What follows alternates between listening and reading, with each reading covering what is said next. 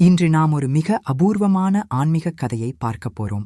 விநாயகர் மற்றும் சனீஸ்வர பகவான் இணைந்திருக்கும் சக்திமிக்க ஒரு புராண சம்பவம்.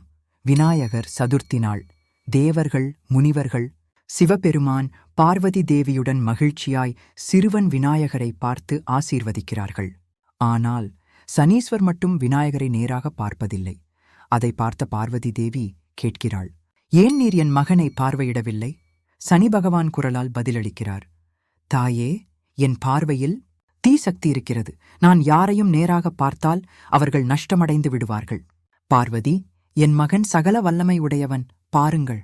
சனி பகவான் அம்மையின் கட்டளையை மதித்து விநாயகரை நேரில் பார்வையிடுகிறார். அந்த தருணத்தில் விநாயகரின் தலையை பிரிந்து அது வானில் பறக்கிறது. அதிர்ச்சியில் பார்வதி தேவி அழத் தொடங்குகிறார். உலகமே அதிர்கிறது. அப்போது நாரதர் பரிந்துரை செய்கிறார்.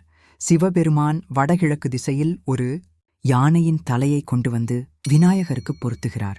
அதன்பின் விநாயகர் முதல் புஜையர், முதலாவதாக வழிபட வேண்டிய தெய்வம் என பதவி அளிக்கப்படுகிறார். இந்த கதையின் நுட்பம், சனி பகவானின் பார்வையையும் தாங்கக்கூடிய ஒரே சக்தி விநாயகர். அதனால்தான் சனிக்கிழமை சங்கடஹர சதுர்த்தி போன்ற நாட்களில் விநாயகருக்கு சிறப்பு அர்ச்சனை செய்கிறார்கள். விநாயகர் வழிபாடு சனியின் தீவினையை சமநிலைப்படுத்தும் சக்தி. அதனால்தான் இருவரும் ஒன்றாக வழிபடப்படுகிறார்கள். ஓம் ஸ்ரீ விநாயகாய நமஹா. ஓம் சனீஸ்வராய நமஹா.